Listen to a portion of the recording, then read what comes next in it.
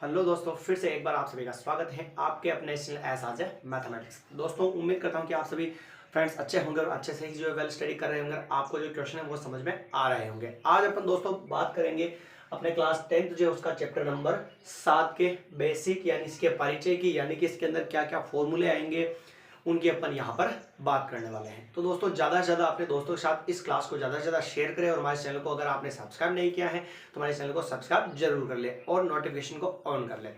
तो अपन बात करते हैं अपने क्लास 10th जो उसके चैप्टर 7 के परिचय यानी बेसिक फॉर्मूलों की।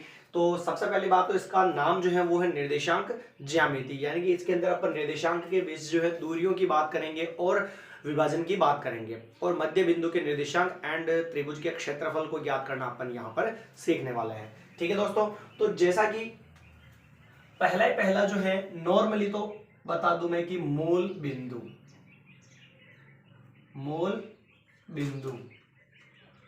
मूल बिंदु के निर्देशांक होते हैं 0,0। क्या होते हैं? 0,0 होते हैं। वैसे अपना डायग्राम ऐसे होता है कार्तीय तल में, जहां पर ये तो होता है एक्स डैश और ये होता है एक्स, यानी कि ऐसे लिखते हैं इसको एक्स एक्स डैश और इसको लिखते हैं एक्स एक्स, और ये होता है वाई एक्स और ये होता है वाई एक्स डैश, और यहां पर होता है अपना मूल बिंदु। आया समझ में? यहां पर क्या होता है? मूल बिंदु होता है। Is that clear? ये तो मामला। चलिए, और इसके बाद में जो है नॉर्मली ये भी बता दूं मैं कि कोटि किसको बोलते हैं। कोटि बोलते हैं अपन y निर्देशांक को। किसको बोलते हैं? कोटि y निर्देशांक को। और दोस्तों यहां पर भुज किसको बोलते हैं? x निर्देशांक को। भुज किसको बोलते हैं? x निर्देशांक को। और पॉइंट कैसे लिखते हैं अपन? x, y, ये है यहां पर अपन ऐसा लिखते हैं। ठीक है ना? तो अब ये तो नॉर्मल सी बेसिक सी बात हो गई कि भाई ये अपन ने 8th क्लास में भी पढ़े हैं, वापस 9th में भी अच्छे से पढ़े होंगे और वापस 10th में यहाँ पर आ रहे हैं। तो ये तो कोई हाई लेवल वाली बात नहीं। इसके अंदर अब नया जो है तुम्हारे लिए वो क्या होगा देखना। पहला जो है अपना वो होगा दो बिंदुओं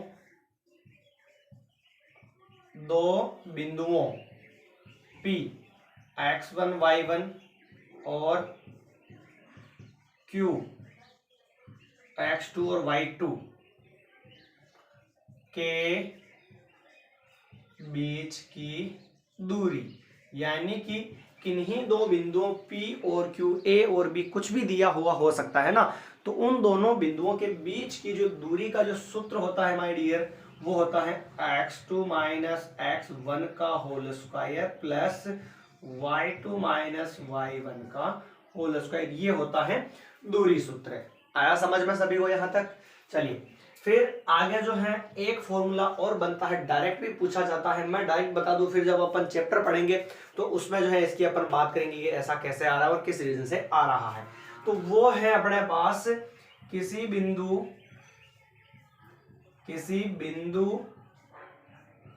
P जिसके निर्देशांक है x, y की मूल बिंदु से दूरी।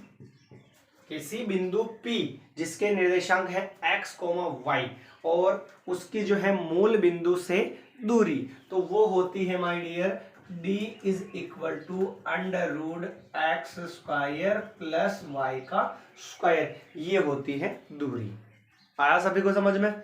ये होती है किसी बिंदु P की जो है, किसी बिंदु P की उसके मूल बिंदु से दूरी जो होती है वो होती है अंडर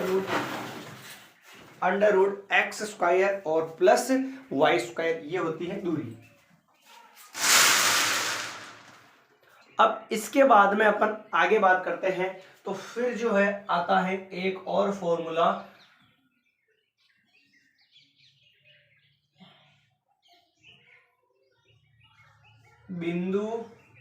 बिंदुओं P जिसके निर्देशांक है x और y1 वह क्यू के है x2 y2 के मध्य बिंदु क्या है दोस्तों, बिंदु P x1 y1 है और Q जो है x2 y2 है, तो उसके मध्य बिंदु के जो है निर्देशांक ज्ञात करने का सूत्र तो वो होता है x बराबर तो x1 प्लस x2 अपॉन 2 और y बराबर y1 plus y2 upon 2।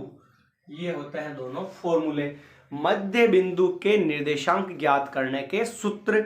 x is equal to x1 plus x2 upon 2 और equal y equal to y1 plus y2 upon 2। ठीक है, कोई दिक्कत नहीं है, आप अच्छे से इसको रीड कर लीजिए और एक बार अपनी कॉपी में नोट कर लीजिए, क्योंकि ये जो है अपने चैप्टर के अंदर बहुत ही काम आने वाले हैं। 7.1 तो पूरा दूरी पर आधारित होगा और 7.2 जो है वो आधारित होगा विभाजन पर, तो उसको भी अपन लिख लेते हैं कि विभाजन सूत्र क्या है, और फिर आगे और भी होगा तो उसको भी अपन यहाँ पर पढ़ लेंगे। तो ध्यान से देखिएगा, ये तो था दूरी सूत्र और मध्य बिंदु के निर्देशांक की बात। इसके बाद में आता है विभाजन सूत्र। क्या है विभाजन सूत्र, यानी कि किन्हीं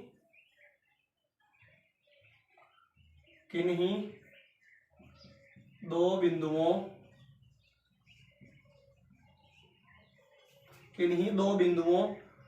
A x1 y1 व B क्या है x2 और y2 को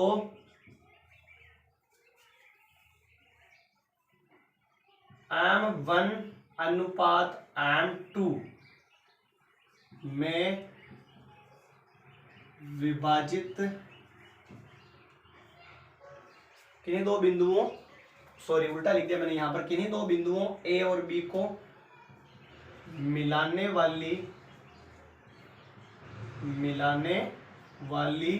रेखा को m1 अनुपात m2 में विभाजित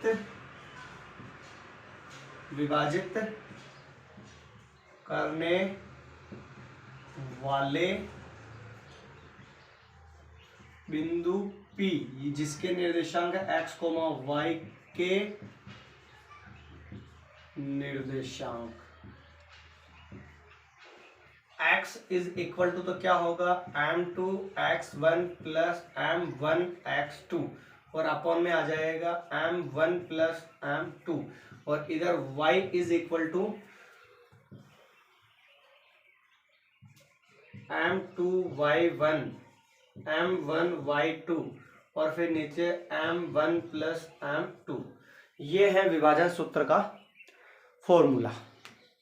किन्हीं दो बिंदुओं A जिसके निर्देशांक है x1 y1 और दूसरे B के है x2 y2 को मिलाने वाली रेखा m1 m2 को विभाजित करने वाले बिंदु P x, y के निर्देशांक। और चित्र कैसा बनेगा, तो डायग्राम ऐसे था, ये यहाँ पर तो A रहेगा x, y x1 y1 और इधर रहेगा B x2 और y2। इन दोनों बिंदुओं को मिलाने वाली रेखा को विभाजित करने वाले बिंदु P के निर्देशांक जो किस अनुपात में विभाजित कर रहा है, m1 अनुपात m2 में इसको विभाजित कर रहा है। तो उस बिंदु के निर्देशांक ज्ञात करने के लिए, यानी यहाँ पर जो x और y है उसके निर्देशांक ज्ञात करने के सूत्र ये है अपने सामने।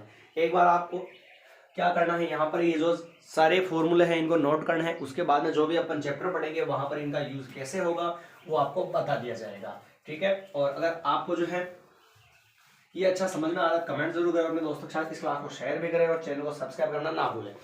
ये तो था अपना कौन सा काम, इसका विभाजन सूत्र का। इसके जो बाद में है अपन पढ़ेंगे अपनी प्रश्नावली 7.1 प्रश्नावली 7.1 और उसको अच्छे से सोल्व करना यहाँ पर अपन सीखेंगे। तो दोस्तों उम्मीद करता हूँ कि आपको ये क्लास अच्छी लगी होगी और साथ ही साथ अपनी जो पुरानी जो क्लासेज हैं वो भी अगर आपने नहीं देखे तो उनको भी जाकर देखें और अच्छे से कमेंट करें। और हाँ, कहीं पर भी आपको कोई दिक्कत आती है तो आपसे रिक्वेस्ट है कि एक बार उस क्लास को अच्छे से वापस पूरे ध्यान से देखें और फिर भी समझ में नहीं आता कमेंट करें कि आपको कहाँ पर समझ में नहीं आया है। तो दोस्तों आज तक यहीं इसी फॉर्मूले तक काफ़ी है, फिर अपन नए वीडियो में नए सवाल और नई प्रश्नावली के साथ कंटिन्यूटी बात करेंगे। जो अपनी 7.1 का पहला सवाल होगा उसको अपन अच्छे से समझेंगे। मिलते हैं नई क्लास में, नए वीडियो में। धन्यवाद।